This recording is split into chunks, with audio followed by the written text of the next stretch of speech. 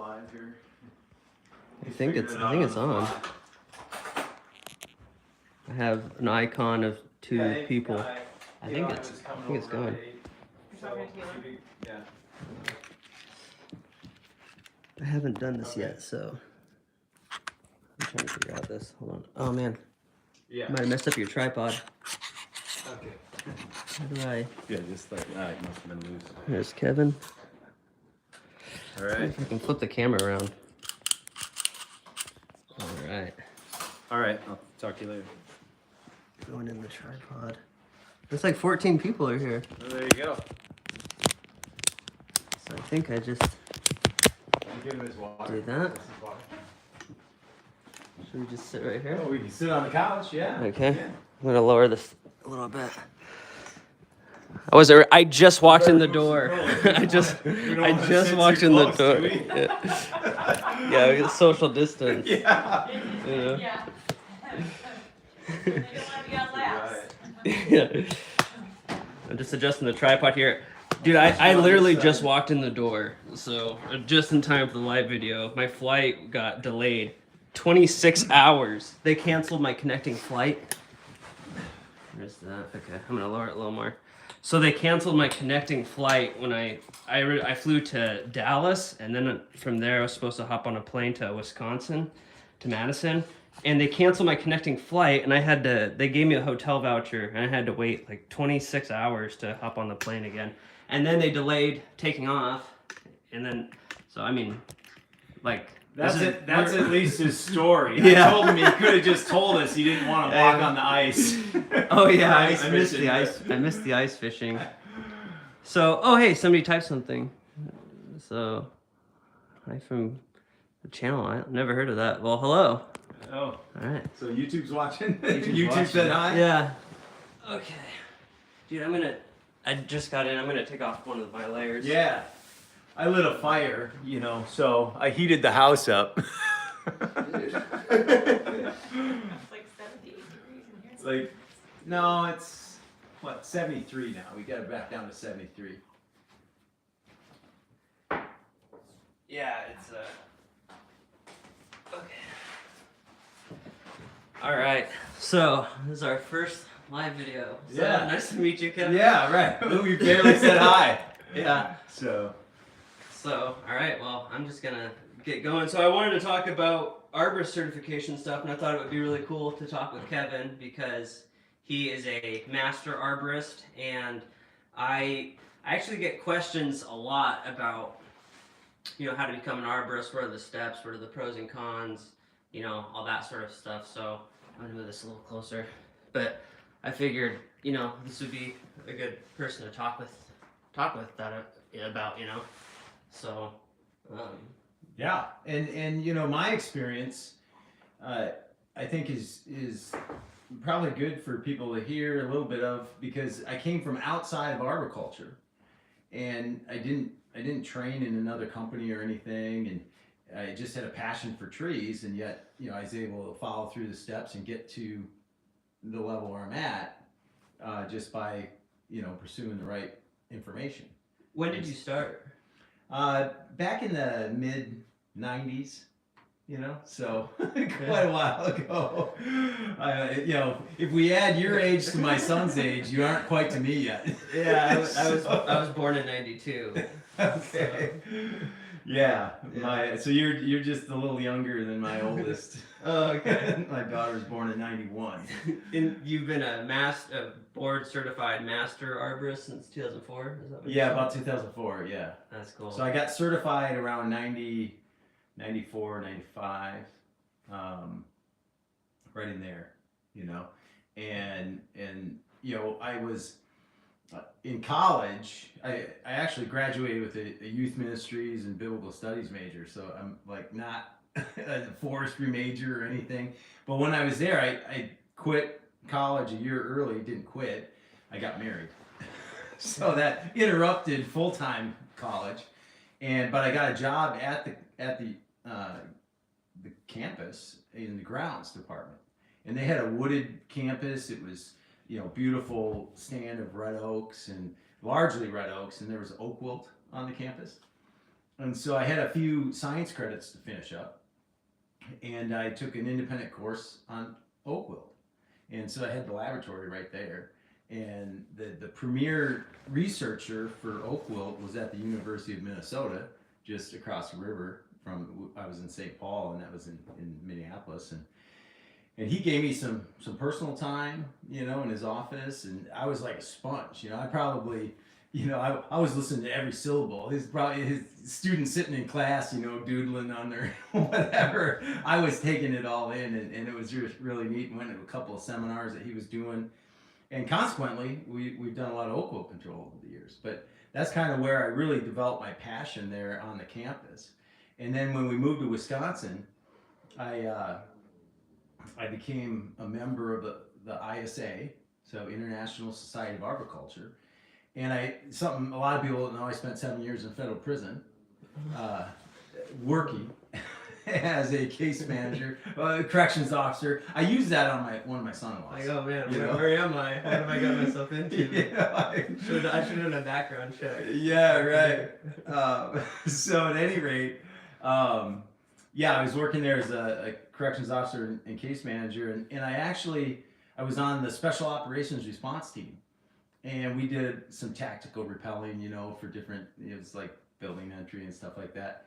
And we had these little rappel harnesses. I mean, they were the next best thing to a rope harness. You know, it was like 3 friction buckles and 2-inch strap, you know, and that's what I climbed my first trees in, you know, because I'd bring that home and I'd climb trees with that. And then I got involved with Wisconsin Arborist Association, which is a chapter for ISA.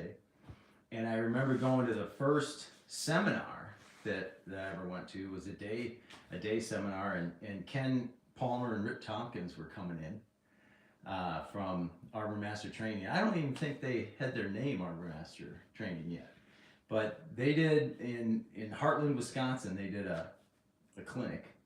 And I was there, just in the background. Nobody knew me. I didn't know anybody in the association. I was a member, and I was watching, you know. And I don't meet anybody because I kind of got a scowl on my face. You know, I look like I'm Dolph Lundgren wanting to kill somebody, and so I'm just sitting back there, not meeting anybody, but I'm watching what they're doing, and it just sort of whatever they said, it was the way it was done. That was my. So without knowing it, you know, Ken and Rip were kind of my mentors, and they published, you know, they were publishing a bunch of stuff there back in the 90s and through ISA, and, you know, I just ate all that up. And ISA had they have the Arborist News still, and they had a Journal of Arboriculture that was a hard copy, and it would come every other month. One was Arborist News, one was the Journal of Arboriculture. And the Journal of Arboriculture was like experiments, you know, or published studies on whatever, you know, palm diseases, or, you know, it's from all over. Fica, you know, I don't have fica trees here, but I would read every one of those, you know, for 5 years. That thing would come, I'd laminate the outside. Oh, wow. It was like a paper cover. I was a freak. And I would read every article. So by the time, you know, 5 years passed, I probably knew more about the scientific method than somebody that went to school for arboriculture, you know, because I was just absorbing it. And I got some books over there, Diseases of Trees and Shrubs. You know, I'd ask for that for Christmas. You know, insects that feed on trees and shrubs. You know, can I have that for my birthday? You know, and they're like big college books. And there's the certification manual. So I got one of those, and I think it was 1995. I took the test, and Same book back then. Very similar. Yeah, back then that test they had 12 domains, and if you had, you know, 85% or over overall score, then if you were below in some domains, you could retake just those domains. That was the rules back then. Yeah, it's not like that. And but I passed with 90-some% on the first shot, and you know, I was a certified arborist, and yeah. then nobody ever asked you what yeah. percentage you passed with. Yeah. I think I can't remember. I think I got like an 85% or something like that.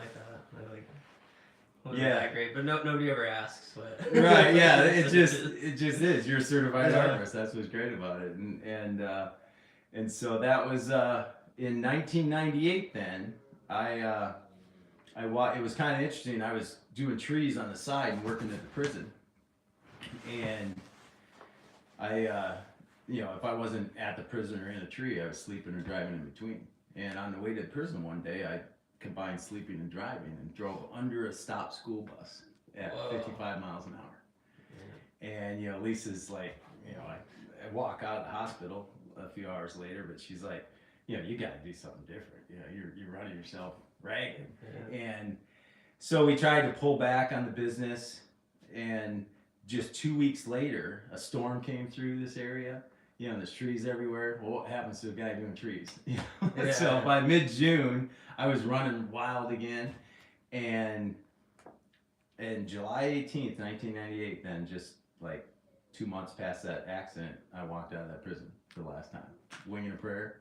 And I had 15 grand of signed work in front of me, and never looked back.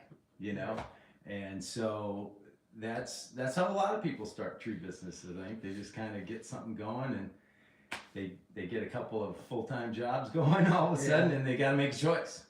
But I was a certified arborist at that time, and I kept learning things and just getting involved with the local chapters and becoming associated with people that knew more than I did. And after 8 or 9 years of being a certified arborist, then I took the master arborist test. Man, that's cool. Yeah, well, I'll talk a little bit about just the steps that you take to become a certified arborist, and then I'll ask you about the master arborist certification. Yeah. But honestly, I think that the hardest part about becoming an arborist is probably just navigating the ISA's website. It's like so bad. It's like a government website, or it's kind of complicated. You have to send in. Well, the first thing, if you want to become an arborist, what's really nice about it is there are classes and education programs that you can take depending where you are, but you really just need to have 3 years experience working with trees. And their website, I took screenshots of their website. I was going to read it, but this is on my phone. It's like, of course I can't. But so you just have to be able to demonstrate that you've worked 3 years or more with trees, and tree work qualifies, landscaping, municipal stuff, county work. Like it's pretty. Yeah, my work at the college on the grounds department, that qualified. Oh, nice. Yeah. Because I was working with trees and. Yeah, so I've met guys who are like, well, they've started doing tree work, and they're like, I have to wait 3 years, but they had past things that qualified them, and you just have to mail. I think you just have to send a letter to the ISA, and you basically apply to take the exam, and they'll look over your experience and see if it qualifies you to take the exam. And then when you take the exam, I took mine on a computer. It was like a computer test that I just go to my local community college. Yeah, I think they're all on computer. It was written when I first took it. Yeah. I'm old enough. Yeah. We were in the Stone Age back then. And when I took the master test, it had just switched to computer test. And I was thinking I was going to have to wait 2 weeks to know. And I answered the last question. And congratulations, you passed. Oh, nice. So you had to send it in. And and you had to wait in the old school, But with those computer tests, it tells you right away. So that's kind of cool. Yeah, and getting certified is, it's a really good way to, as far as the benefits of certification go, it's a really nice way to, like, I found with me personally, it really helped a lot, especially. I became a foreman pretty young, and having that certification was really helpful with having credibility to the customers. They were a lot more likely to believe what I was saying about their trees, especially, customers, they always want more and more pruned, and it, just from, even just from being a foreman, not even running a company or selling jobs, it helped a lot in that. Definitely. I mean, we live in a credentialist society. Yeah. People like credentials, and love them or hate them. It makes a difference. So if you want to have credibility, it will give you credibility. Yeah, for sure. And a lot of municipalities they require it, and a lot of places require. I mentioned something about tree removal permits to Rion last time I was here, and he looked at me like he was horrified. He was like, "Wait, What's that about?" I like said it in passing. He's like, "Wait, stop! What'd you just say? You need a permit to remove your tree?" He was like horrified. You mean like a street tree or like one in your backyard? Yeah. So depending on the city you live in, like in Seattle, like you need a permit. You'll get huge fines if you don't have permits for your If it's trees. in your backyard, even. Yeah, Like, yeah. If it's yeah. if it's in your woods, you know, depending where you are. There are tree removal permits for just about everywhere that I've worked, but the Wow. more rural places, people mostly just look the other way. But it's like a big deal in Seattle. We've been fined. The company I worked for before they got fined sometimes for they did once. I don't remember how much, but it was like I want to say it was like over $10,000 fine for over pruning and topping trees, and it was like a hedge that they had sheared in Seattle. Yeah, and like a new arborist didn't know what they were looking at and just assumed. So it's like a nightmare where I live, dealing with permits, and now more places require the track qualification, which is the tree risk assessment. A lot of places are requiring that to, There's a book over there. Oh yeah, I'll grab that in a minute. But You keep talking. a lot of places are requiring that. So people want the credentials. It's kind of, I have mixed feelings about the credentials. I don't know how you feel about it, but it's kind of like, for me personally, I know a lot of tree guys I've known tons of tree guys who were, as competent as they come, that they weren't certified, but they know what they're doing. They know how to prune, they know how to remove trees and stuff. But having the certification does show sort of like a base level of competence. Right. It's probably not a tweaker working on your trees if they've got credentials. Right. So it's kind of, and I've known certified arborists that really didn't know that much about what they were doing. But Yeah, it can go both ways. It can, Good test takers. It can, but like if I moved to a new area and I needed my trees pruned, maybe not so much if I needed removals done, but if I need some pruning done, I'd look for a certified arborist. And I think consumers are utilizing that search tool quite a bit. I mean, they find me a lot that way. And I just got a recent consulting job because they found it on ISA website. So.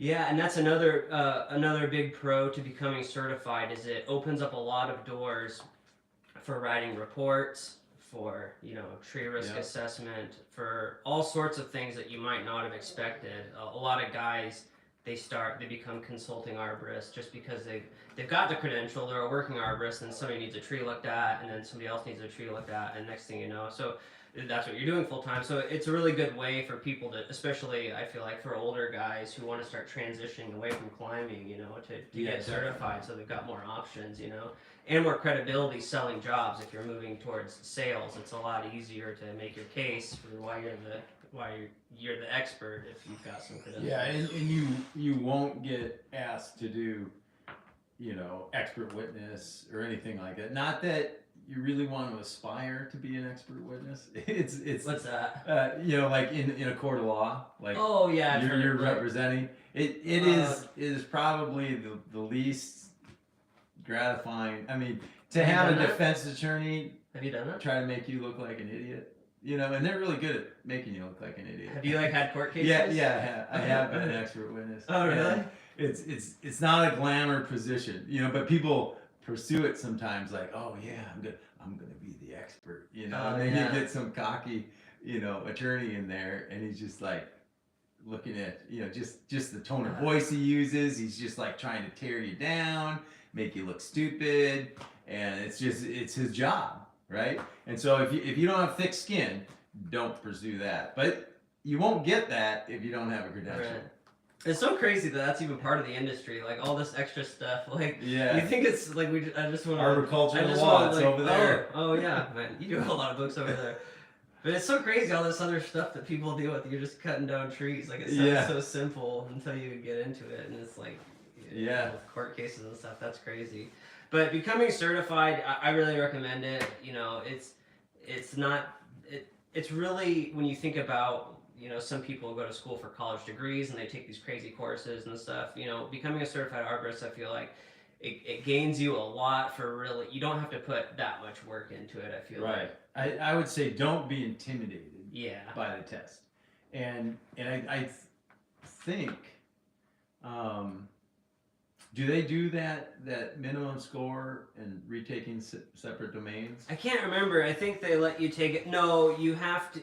Okay. Now I'm trying to remember. I thought I'd prepare for this a little more, but they break down the test into like 10 segments or something, Right. and I think they just grade your overall score, if I'm not mistaken. I'm pretty sure they just take your overall score. So even if you get like all the questions wrong in like soil science, I think that it doesn't automatically disqualify you. The way it was, so you want to verify this, the way it used to be is that you had to have a minimum of like 70% in every domain.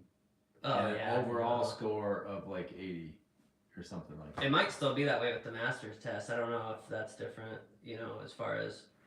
The master's test didn't have any domains. Oh, it didn't? It had 200 questions, but it was from all over. So it wasn't just regional. Yeah, that's right. And so, I had questions on palms. So it was good. I read all those research articles. I remember a couple of questions like, I wouldn't have known that. Yeah. But I just read the stuff. So that one is a more comprehensive test kind of across the nation. When you took your test, were you required to know the botanicals of the plants? No. Okay. It was either or. Because I've heard before, sometimes people say like, I take the test, but I don't know the Latin names for the trees. When I took the test, you don't need to. It would have the botanical name in parentheses next to it. Like, right. It would say like oak and then quercus next to it. So I think a lot of people get intimidated by the plant ID portion of the test, and I think that's a really big mistake to get too worked up about that because. Well, actually, did you have like physical samples? We had to have physical samples. Now it's easier. Yeah, so they've changed a lot. So back in the day, you would get so if you were in the Pacific Northwest chapter of the ISA, like where I live, you would get physical samples of twigs and needles and leaves, and you have to identify the tree using that. And they ran into a lot of issues with that because somebody in Idaho is in the same chapter as me and we're working on different trees. So you can go a couple counties away and the trees are totally different. So it really wasn't a very good metric for trying to go about identifying for the larger chapters. Was Hawaii in the Northwest chapter? I don't know. It was crazy. Sure. Like, how's that work? Yeah. So, and I think it's actually really clever. So now the way that they do the test when you're talking about plant ID is they're going to ask you questions about the process of how you would go about identifying a tree. So they're going to ask you about, leaf and twig shapes, excurrent and decurrent trees. They're going to ask you questions that you would use as an arborist to narrow down and, pinpoint what kind of tree you're working on. So yeah, the plant ID section is all about questions about how you go and identify a tree. It's not going to be But I think there might have been a picture or two of trees that I had to identify specifically, but it really wasn't like that. What is that? Michael Durs.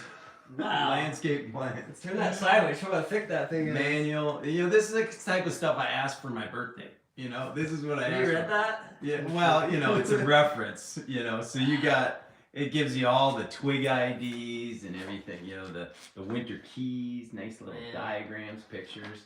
And it gives you, 2 or 3 pages on every tree, of descriptions. And so, if you're a real geek, but if Michael Durr, it's a classic. But you'll pass the tree ID portion if you know how to read a book like this and you know what you're looking at as far as like the twigs and the nodes and the leaves, and everything like that, you'll probably pass the test, that portion of the test. Yeah. The hardest portion of the test is going to be whatever you're not usually, whatever you're not working on day to day. So for me, there are portions of the test about like safety and climbing and cutting, and those were all really easy questions because I was a production climber, and there were questions about soil science and water management and pests and stuff, and those were definitely the hardest for me. Like where I live, we don't really have that many pests, and so that's not, and plant health care is not very popular either. Like I have no experience with that sort of thing, so that portion of the test was definitely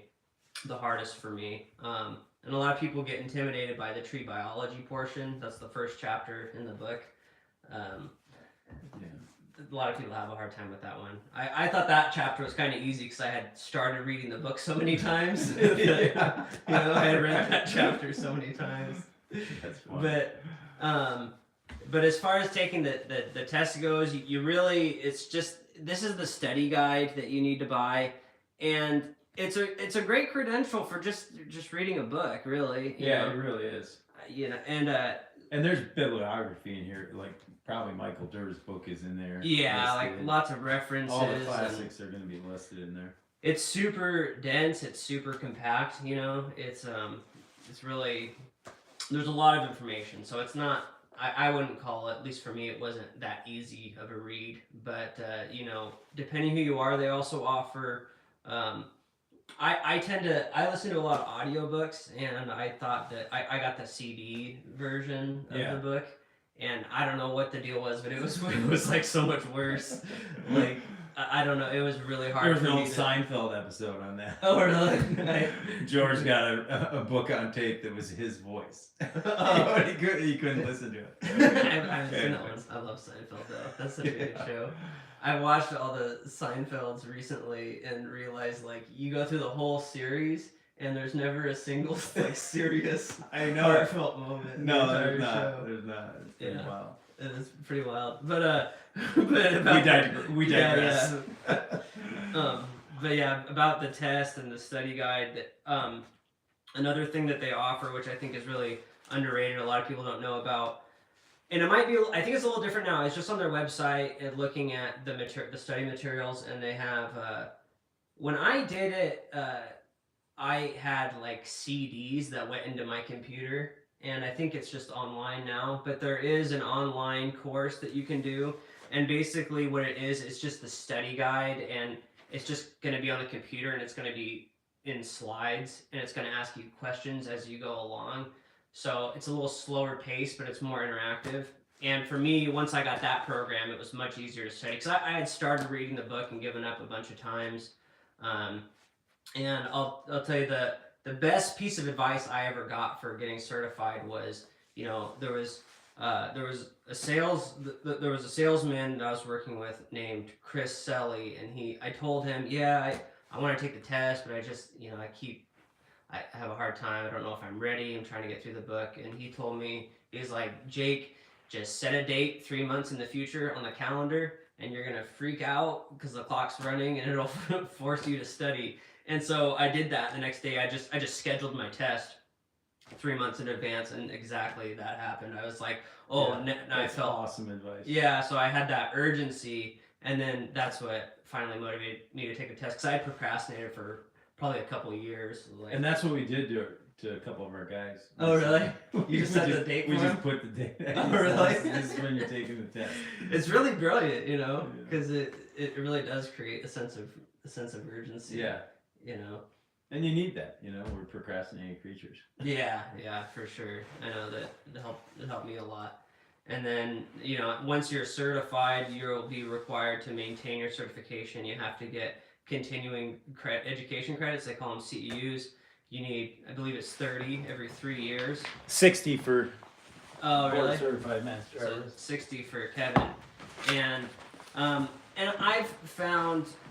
And they make a bunch of CEUs. So these are all ISA things, and you can send these in. They have these online now too. What are they? They're like books, so they're different: tree biology, So tree you get the diagnosis and CEUs when you treatment, buy tree them? science. Yeah, you get CEUs when you complete the tests. They're like there's tests in there. Oh, there are tests in there. Yeah, so you see Oh. them, and then you send them in.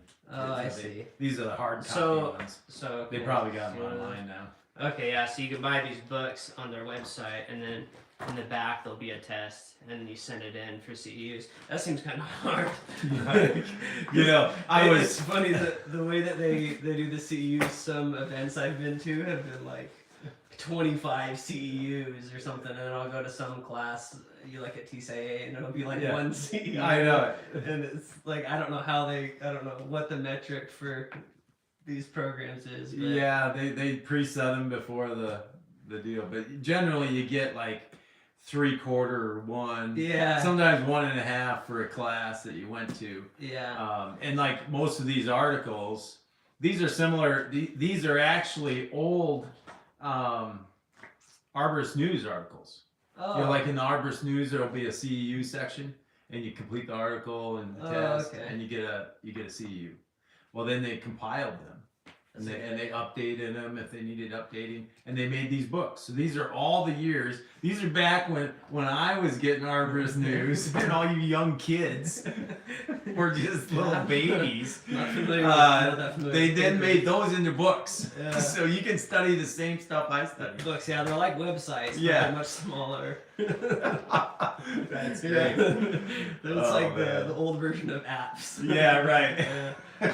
Yeah, I found one of the nice things about working at Eastside was they were really good about continuing education. So I was always doing like classes or like my track course, or like I went to crane school or TCIA. Like they were really good about hosting or like ACRT events where a person would come and train us on line clearance safety. And so I never really had to worry about CEUs because the company was always doing, if you just keep up with, you really don't even need to pay attention to the CEUs if you're, well, you probably do, but I didn't, just. Well, I didn't. That's why I bought all these books. Yeah. And it was like December, and I'm trying to. Right. Yeah, because if you let your certification lapse, you have to retest.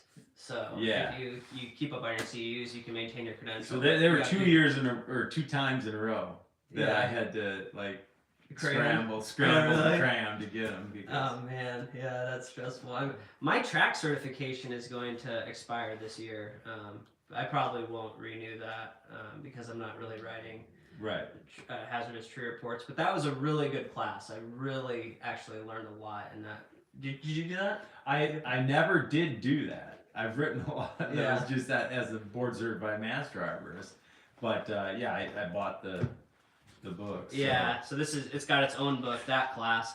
It's probably more important where I live because tree permitting is such an issue. Yeah, if they and a lot of times they'll, the municipalities will hop on the ISA bandwagon, and so Yeah. this has become something ISA has promoted, and so it's just something to get. I'm going to be doing a lot more sales this year, Yeah. and I'm probably just going to get this just to have the credential. I really enjoyed the class. I found it really useful. I learned a lot of stuff. You probably already know the stuff, but for me, it was a really cool experience. But I probably won't renew that certification just because I'm not really doing that anymore. But I want to say something about tree permits though. So like where I live, we have a lot of trees and we have a lot of tree permitting stuff. And when I was talking to Rion, he was like, you could buy 100 acres here and cut every single tree down and nobody would bat an eye in Wisconsin. And I thought that was so interesting because when you drive through Wisconsin and you drive through neighborhoods, everybody has trees, Like, it's not like people are, maybe they're doing that for if they have a farm or something. But I just thought it was interesting. If you remove all the tree cutting permits, what happens is people keep their trees. They keep their nice trees, Yeah, it's kind of like you don't have to micromanage it all. Yeah. People want the trees. I know here there is some regulation, like on the Wisconsin River. There's certain areas, or like even on this lake that we have. If you get a lake home, trees. Are you on a lake? I'm not on a lake. I'm right by a lake. Oh, yeah. I pay taxes for lake access. That's a sick way to make me pay more. I don't really have the lake, but it's right over there. I don't even know what the yard looks like. I just got here. And so yeah, he said 6:48. I'll be rolling in. Yeah. So, it was. but anyways, they'll make you can't cut down every tree. There's a house right around the corner that cleared the lot right on the lake. And they had to pay a fine. Yeah, I think it makes sense, and I think the permits make sense, especially if you live someplace where you've got like really old or historic trees, or maybe if you live like on Hawaii, or like Hawaii, you've got like a lot of people in a small area, and I can see they have some like trees they really take seriously preserving, and I can certainly see that. But like where I live, I mean, if it's like a fir that's 28 inches in diameter, I think you need a permit or more, and that's like not a big fir. No, that's not a big like fir. it's not a big fir. So a lot of it is just too much. I just thought it was interesting if you just give people the free choice, they tend to choose to keep their trees. Yeah. Like there are big, beautiful trees all over the place here. Yeah. So. And there's some communities down in Madison. There's a few. Shorewood Hills is just full of trees, and so they, you'll get attention if you're just cutting down Right, trees. right. We've taken down a bunch of oak willow trees there, and it draws a lot of attention. But it was, they were dead. Right. You got to do it. So. Man, it's crazy. Working at like for the most part, I work outside the city, but working in the city of Seattle, it's like people freak out. You can cut down like the ugliest trees, just the worst scrubby trees, and people come out in the streets and get all mad about it. It's crazy. That's a hard place to do tree work, like downtown Seattle. That's we had that occur one time in a kind of an upper scale neighborhood, and this lady was really razzing us for taking it was a brutally hazardous oak leaning over a public walkway. It had to come down, and she's over there, got her 5,000 square foot house footprint that probably 20 trees came down from her house there, but now this one is bad. It's so true. It's so true. But no, we and that's just like us. We're we take down a lot of trees, but and I've talked a lot of people out of taking down trees. We walk in the backyard, and there's an elderly couple, and they're like, we're really afraid of this tree. I walk back there. It's a 36-inch pin oak. I don't know if you have pin oaks out there. They're not native, but They're tapered like a sequoia. They're like fat at the bottom, and they taper up, single stem. Big lateral branches. That tree's not tipping over. It's not breaking. It's not anything. I said, there's no way this hitting your house. It's never coming down. Yeah, people, and that's another, and that was another big pro to doing the risk assessment class. You talk about the different trees, but really it's the thing that's most important is probably like experience when it comes to like looking at a tree. And, right. Even if you've got the certifications and everything, you might have gotten certified in a different state and you're not familiar with different trees. Like where I live. Our Doug firs, they fall over all the time because they're so tall and they have small roots. But our Western red cedars, they pretty much never fall over. Right. I mean, pretty much never. They've got this big root flare at the bottom, and they just sturdy, just super sturdy. So not all trees are equal. Some are way sturdier. Yeah, in Decay, Dr. Alex Shigo was a big guy back in my day, and you can get his book still. The late Dr. Shigo, but he was the one that developed the codit, that's in the book, the compartmentalization of decaying trees, and just knowing the different trees and what are prone to decay and what aren't prone to decay, and that will help you a long way, because if you see a big wound on a basswood, the tilia tree, that's going to decay quickly. But what's ironic about that is they're very good compartmentalizers, and so they might have a small pocket of decay, and you think, oh, is that harming this tree? Well, no, they probably put that in a box, and it's just fine. It's not going to run rampant throughout the tree. So just knowing the characteristics of different types of trees. Yeah. Silver maples, you've got some of those out there, don't you? They're not native, but people plant them, and they're really prone. They've got really bad, tight unions. Yes, and same thing here, and so it's only our second most removed tree because of ash right now. Yeah, I had but silver maples are.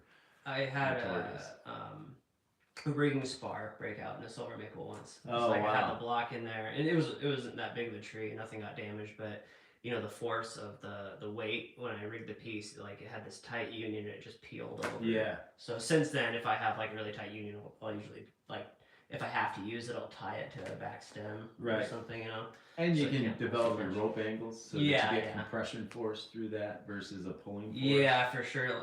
Keeping redirecting the rope so that it runs right, you know, more against the trunk.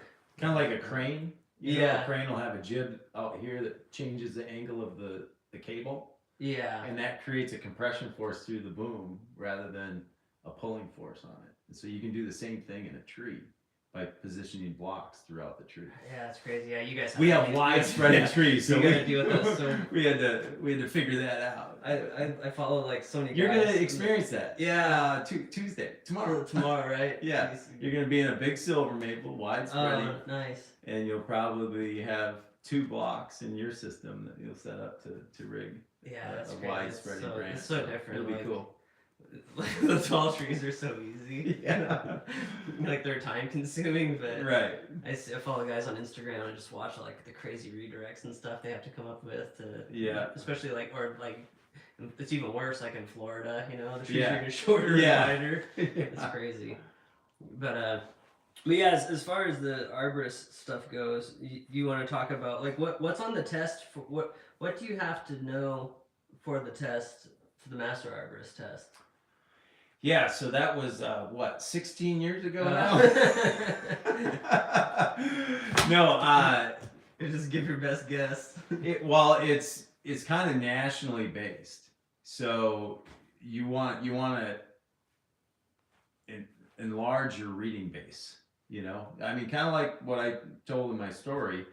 You know, I read all those journals. You know, and so I ended up reading a bunch of stuff on palms and like even now Rainbow Tree Care is a company up in Minneapolis that we deal a lot with for plant healthcare things, and they're putting on clinics through the winter here, webcasts. There's a few this week. I've missed them all. I have to go back and look at them at night. They replay them, but they're webcasts, and there were a couple on there on like palms.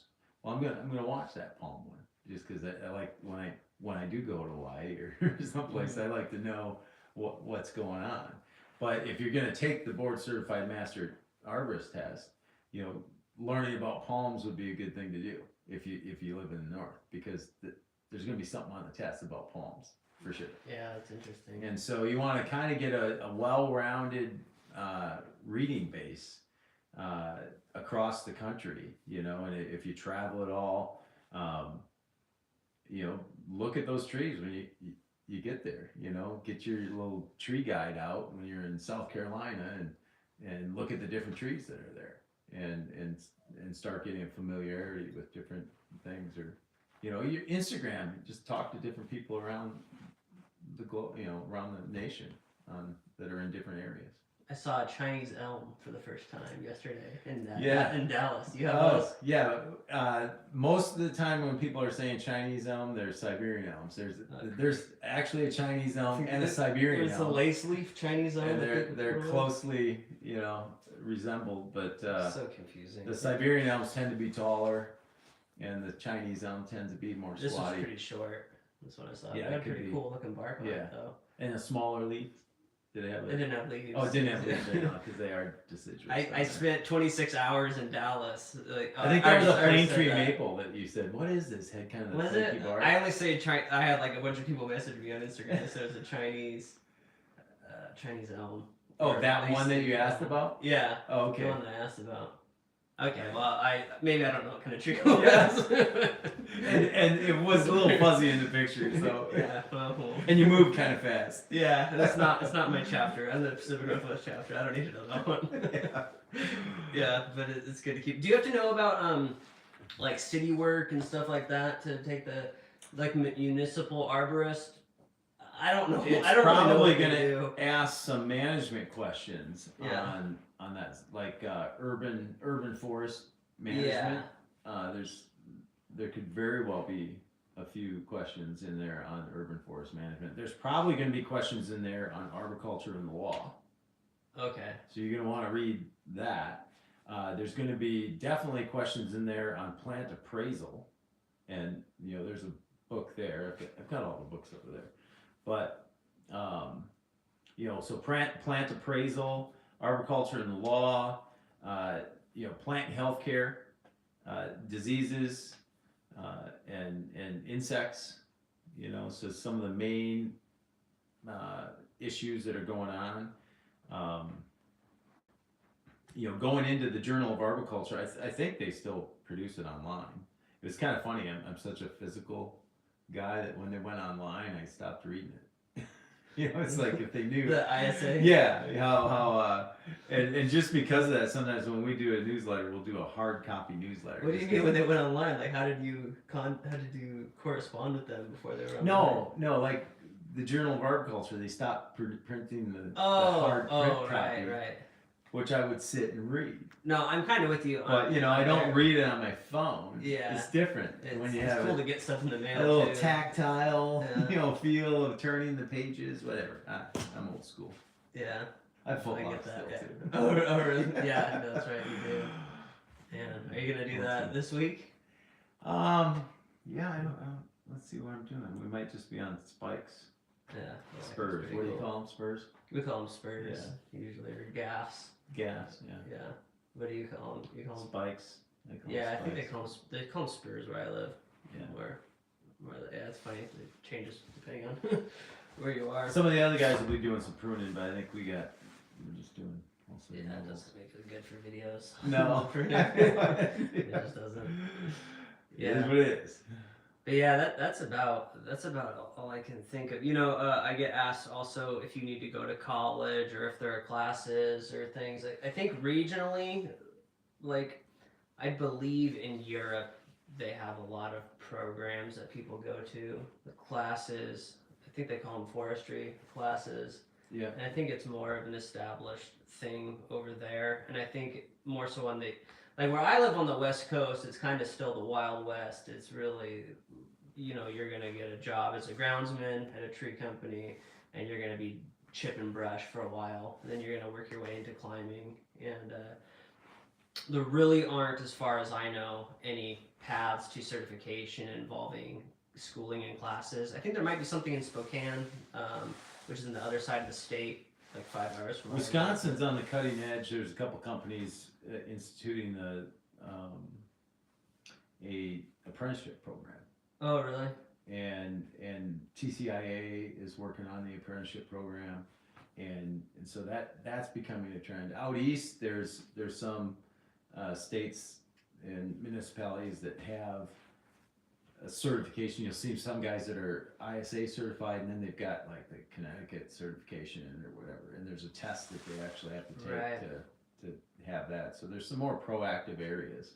Yeah, a lot of people don't realize, in the U.S., where I live, there are a lot of trees, but it's not really anything compared to, if you look at a map of the U.S., there are a lot of really big, trees and a lot of forests on the West Coast, but it's really like a sliver of the coast, whereas the whole eastern half of the country is covered in trees. So the industry, if you're buying heavy equipment or taking classes and seminars, mostly everything's on the East Coast or in the Midwest because there are just so many more trees over there than they are on the West Coast. It's really condensed to kind of a small, You go to Western region. Washington, it's Yeah, there are no wide trees open in Western place. Washington. I mean, there are, but not like where I live. Right. So a lot of those resources, you're going to have more options on the East Coast or in Europe. It seems like they've got really, it's really different depending on where you live. Wisconsin's really proactive. The Wisconsin Arborist Association is really, proactive in providing educational sources. There's usually a summer, day conference. There's a fall day conference. Then our winter one, it just occurred. We didn't get there. They kind of limited the population of it this year, but we usually have over 1,000 people there for the winter conference. You feel like you're going to a big, national event almost, and it's just Wisconsin.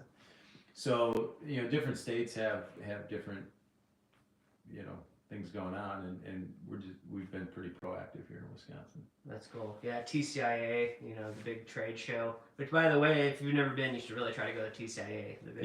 That place is so cool. But that's always August was out there this year. He had a booth out you there. were in his video. Yeah. Actually, A lot of people had fun stopping by his. Yeah, he told me that it's nuts when he goes. He's Yeah, he said that he constant. said sometimes he'll just stay in the hotel room. Yeah, I bet. Because he says he can't. He's like, I can't People even shaking walk hands, through the yeah. training room floor. You know, so it's It- that's pretty nice. But you should definitely go check it out. Yeah, I mean, you see just the whole room full of, I mean, the equipment, it's just kind of an ooh and ah thing.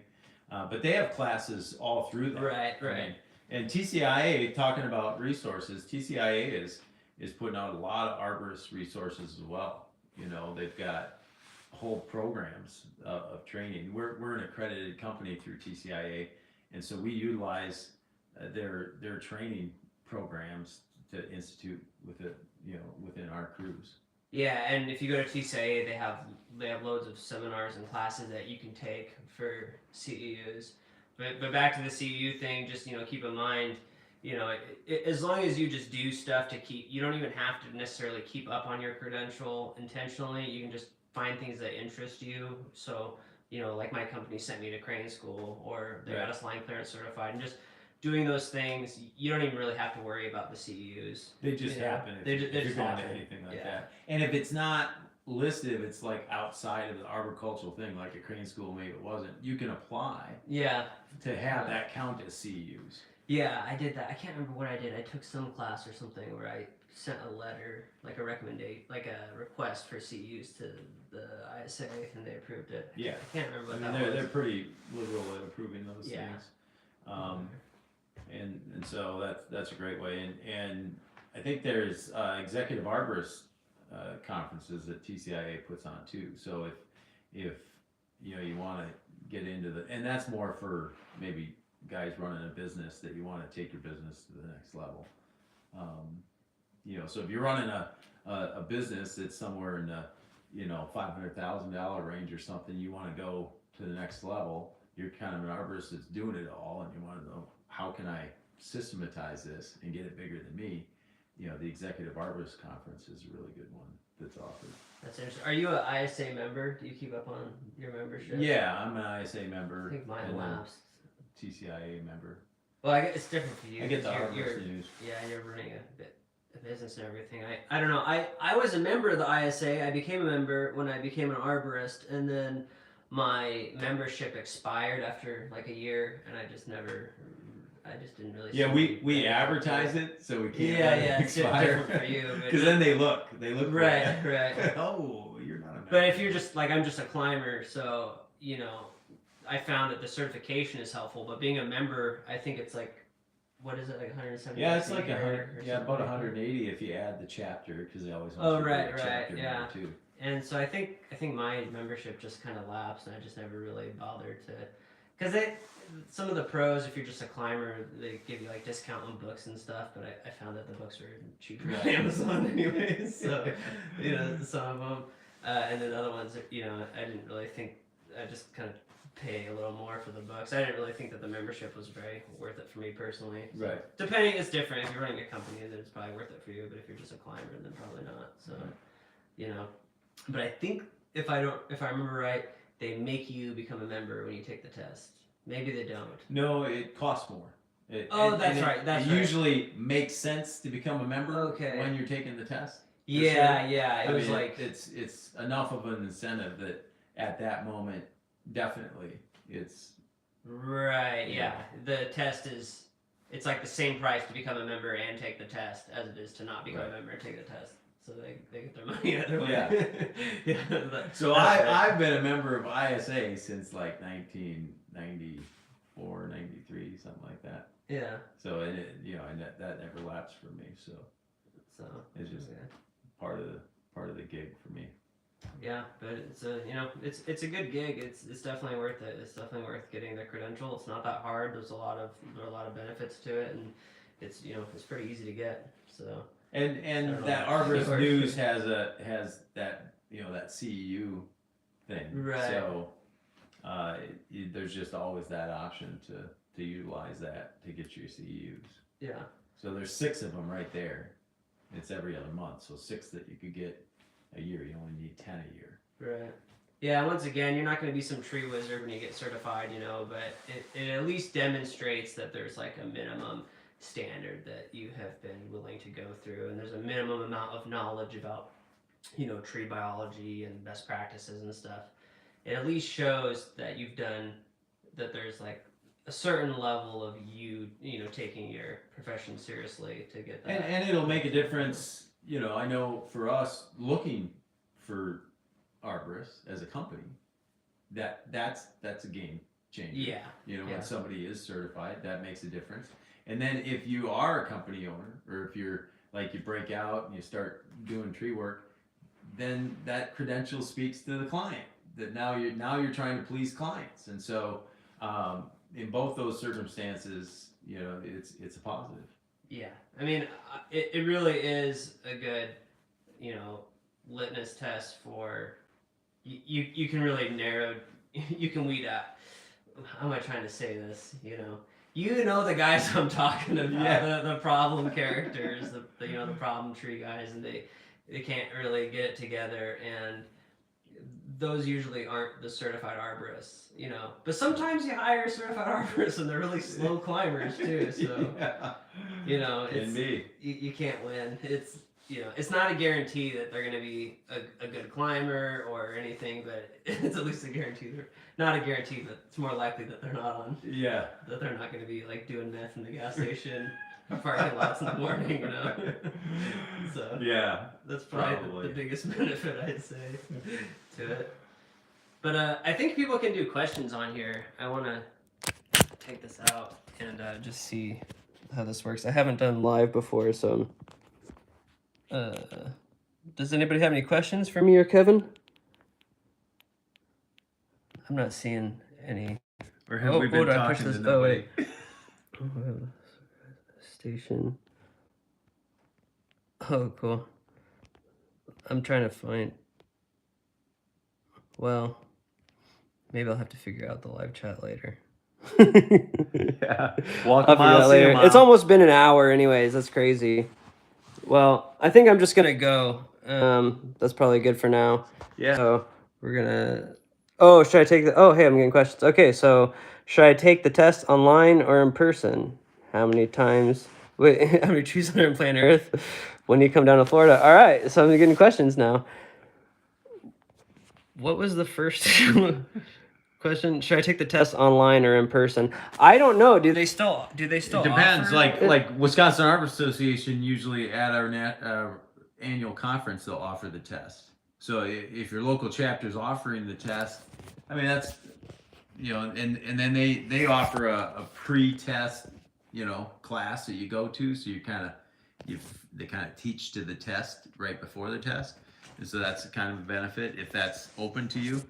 Otherwise, you're just going to work through ISA and then get sent to some learning center where they're going to give you the test. Yeah, I was just assuming that now everything's online anyways, so I would take it online. We go up, like Wausau is where they've got a contract with, and so our guys went and took the test up in Wausau.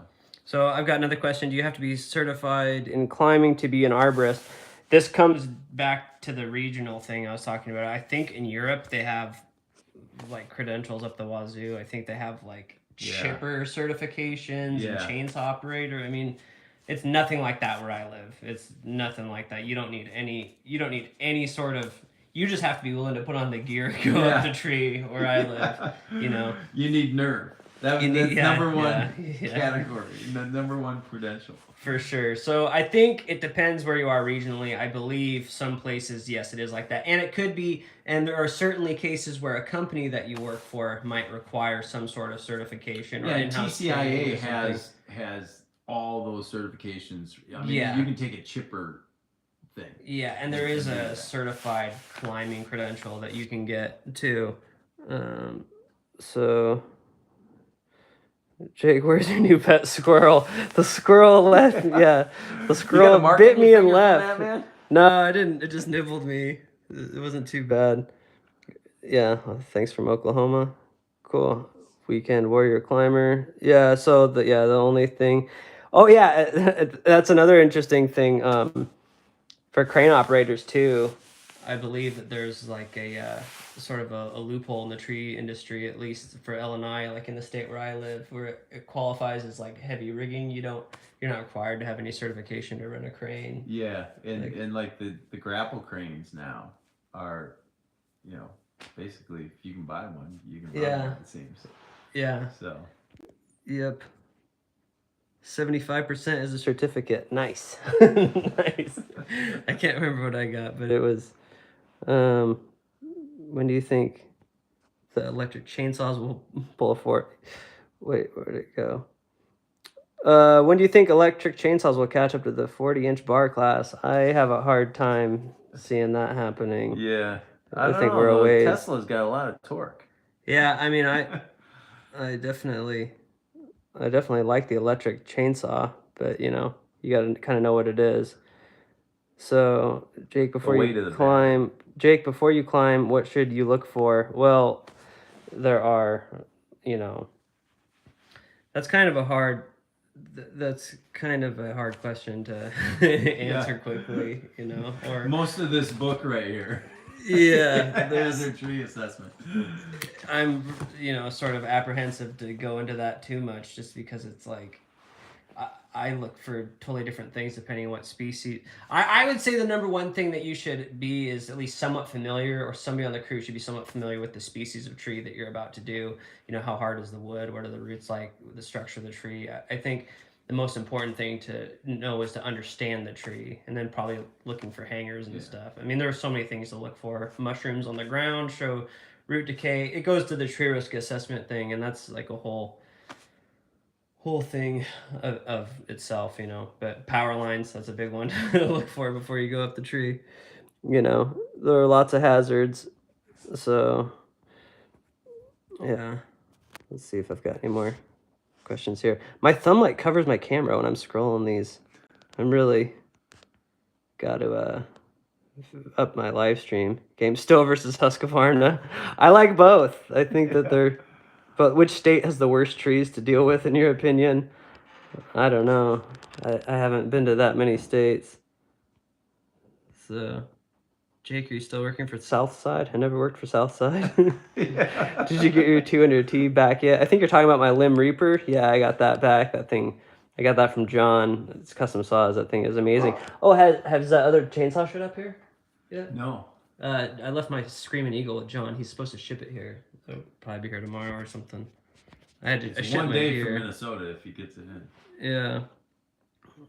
So, Still is coming out with a large cutter, 18-inch battery. Yeah, I haven't ran the Still.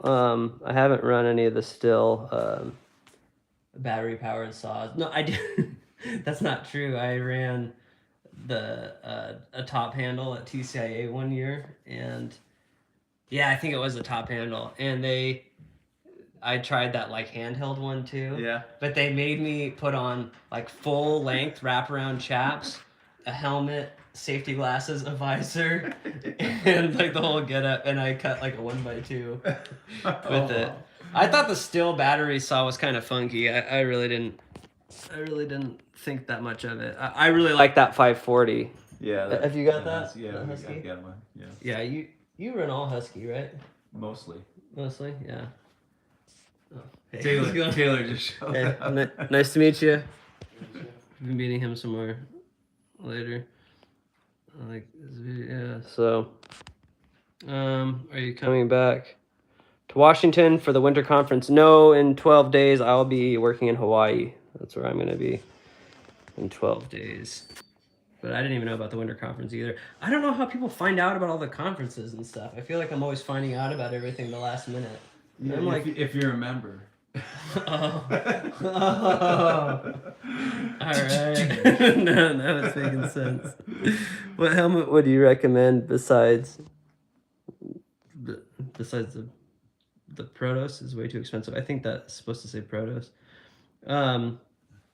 I don't know. I think they're all fine. I like I mean, it depends. You know, I mean, the Protos puts out some good helmets. Yeah, they got the Vertex is a pretty good helmet, but they're not that expensive if you think about the it comes with eye protection and ear protection as well, so it kind of helps reduce the cost a bit. and the eye protection, the face shield. I have the integrated glasses. I think they're like $50, and then they also have the earmuffs. Everything, it comes. Not only does it come with it, but it's also integrated really well. So like the muffs slide up into the helmet, and Yeah. so it's really, it's actually not a bad deal. Okay, it's really bothering me. My finger keeps covering the camera, but I don't know how to scroll through the questions. What do you think about starting a career in tree work as a climber at age 42? You want to answer that, Kevin? What do you think about it? Age is attitude, man. I'm 57. I'm still climbing, and still doing, heavy work sometimes. So, and I'm, there's a guy that's interacting with me on IG that's 68 and he's just starting. I'm like, more power to you, man. I'll help you any way you can, any way I can, and it's great. It's just age is attitude, so 42, what's your physical ability, and knowing that, and then, not doing stuff that's outside of what you do or what you can do, but just knowing and keeping yourself in the level, the condition to be able to do the work, Yeah, my friend Scott started when he was 40. He started doing groundwork at 40. I was 33 when I, went out on my own. Yeah. I wasn't a spring chick, a lot younger than I am now. But Yeah. I think climbing is I think a lot of it is depending on your lifestyle too. I met a guy, I think his name was Phil Probasco, I think at crane school, and he was a crane operator, and he told me, he's like, I'll never forget. He's like, he said, I climbed for 30 years and I knew early on that I wanted to retire on my own terms, not because I couldn't do it anymore. And so I treated myself like an athlete. I got lots of sleep. I took care of myself. I ate right. And I don't have any pain in my body, after 30 years of climbing. And I thought about that, and that's really a good point. It's a really good way to stay in shape if you take care of yourself. If you're drinking all night and then you're trying to climb trees, and you can really age really quickly. I've seen some guys age really quickly doing this. This is my 12th year doing tree work, and it's like there aren't that many people that have done it much longer than me. You know what I mean? Like it's kind of strange. Like it doesn't seem like I've been doing it that long, but I'm like one of those. Yeah. I'm like a seasoned guy, because so many people that climb for like 10 years and their bodies just break down. You know what I mean? Yeah. Like and then I'm climbing for 20. Yeah, but you take care of yourself. Yeah. Exercise. So So yeah, if I wasn't a big partier. Yeah. Had a wife and 3 kids. So yeah, so that's if you're 42, I wouldn't worry about it. Just take care of yourself, just like any age starting out. Yeah. Let's see. Let's scroll through these questions again. What are you planning on doing after you're done climbing? Somebody else. Well, that kind of. What do you? Maybe that's to you. I don't know who that's to. We'll both answer. What are you planning on doing after you're done climbing? I'll probably, because I've been such a production arborist for the last 10 years, I've been saying I got to get out of the field. Yeah. And it doesn't work. So now what I did is I started YouTube so that I made it fun. You know? Yeah. And so now I'm going to start, benchmarking my sales.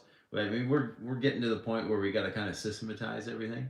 And the last Mohican is my sales, my SOP of sales. So I thought, well, it's going to be best if I kind of get my hands on that. We're not so big that I can't handle most of the sales, and really get a handle on developing a system that somebody can come in and follow. But Tuesdays is going to be filming day. That's, if we're going to do some content or something, it's going to be Tuesdays and I'm going to be there. And so I'll do sales on other days. So I'm going to try to stay in it because it's something I love, and it just wouldn't be, I've been trying to be somebody else, but really I kind of like being in there, and so, if I'm 60 something and still climbing a tree. I remember meeting Norm Hall.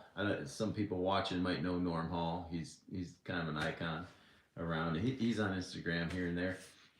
He follows Mark Chisholm for sure. If you're watching Mark Chisholm, you'll see Norm Hall. here and there. And I remember visiting where he was working down in Illinois, and there was a picture on the wall, and it was his dad in his 60s in a tree, up in a big oak tree climbing.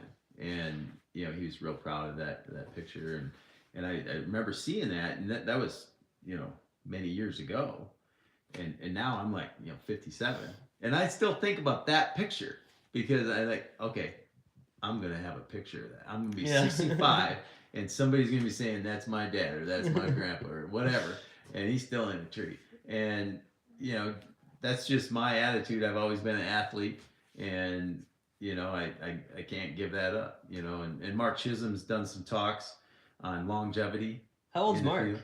Mark's in his upper 40s. He's been doing it forever. He's like, yeah, he was like a teenager. he was an Arbor baby. Yeah. So he started competing at age 18. I think he won the New Jersey championship like 20 some years in a row, 23 if I remember right. So he's the epitome of longevity. Yeah. And he's still in the tree to he watch his posts on Instagram. Yeah. He's still out there doing it. Yeah, and when I'm done climbing, I don't even want to really. It's for me. You got a lot of places to visit. Yeah, it's too hard to speculate. I really like. I can't speculate that far in the future. Like I don't know.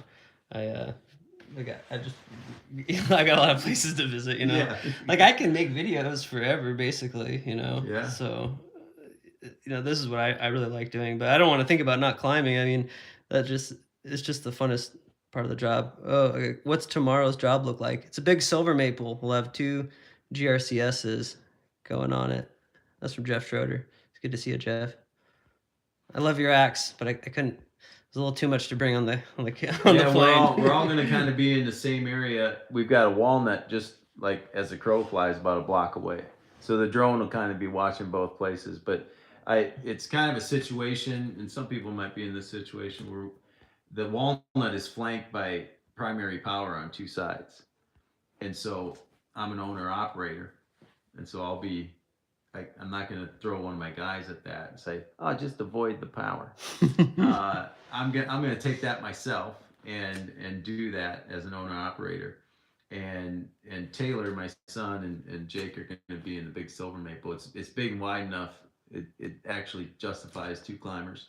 And so we'll have four ground guys and 2 guys in the tree and 2 GRCSs and 2 rating lines. It should be fun. Yeah, that'd be really cool.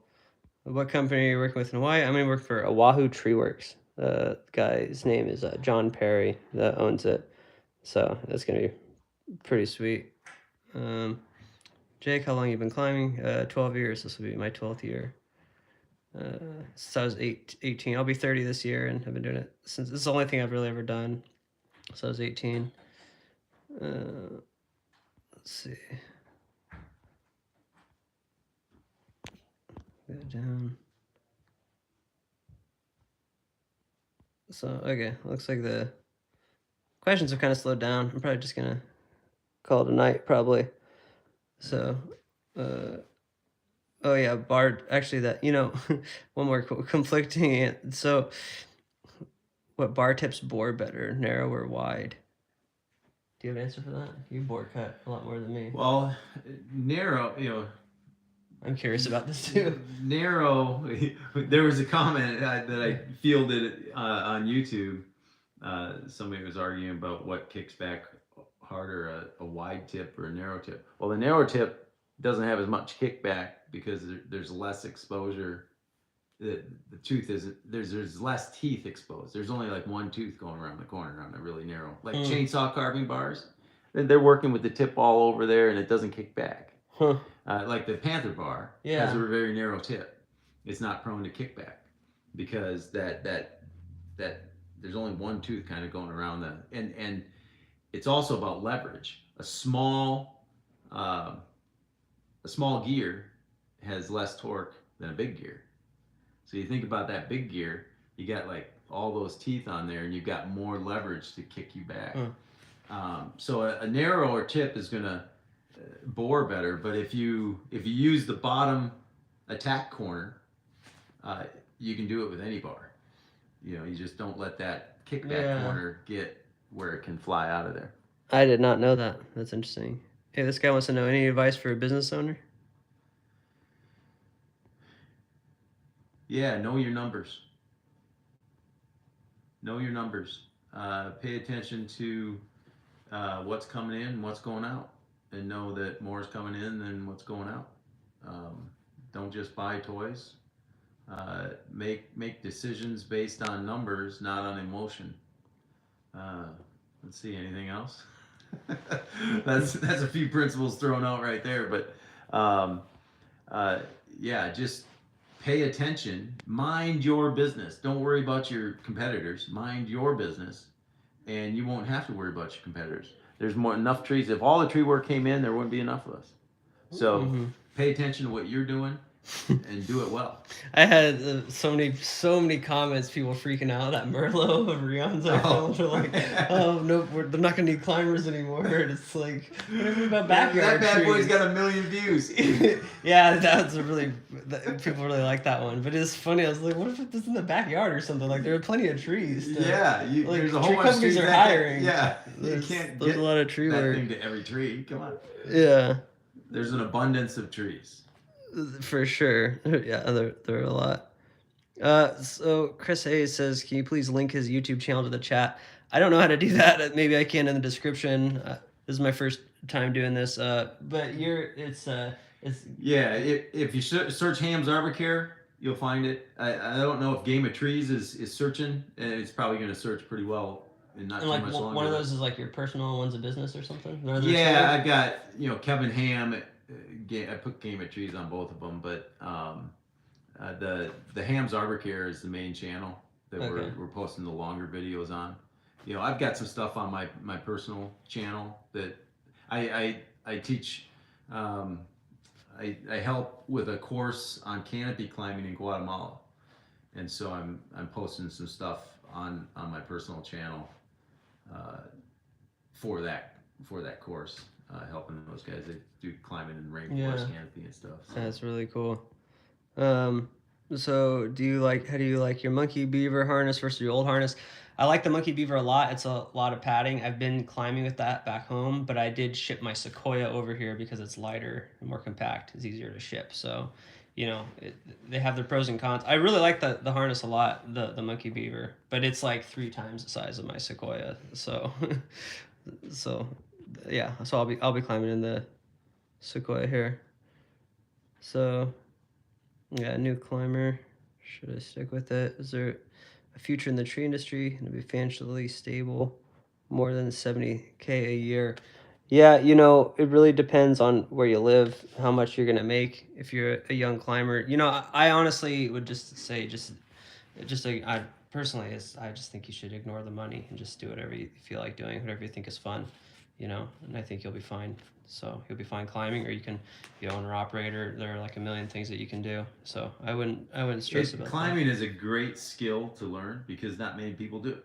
So no matter what, you have a marketable talent. For sure. And maybe you don't get paid at one company, you go to a different company, or do contract climbing, or do your own thing. Like if you can climb, you'll be fine. You'll figure out a way to make money. But just don't. I wouldn't even look at it that way. Just do what you love. Do what you love. I mean, Money that's kind will of follow. what I'm doing. Like with this YouTube thing, I like quit my job, and I'm just it's just because this is what I want to do. So. Have you missed a meal yet? I haven't missed a meal. I haven't missed a mortgage payment, and it's fine. And I've kind of always been that way.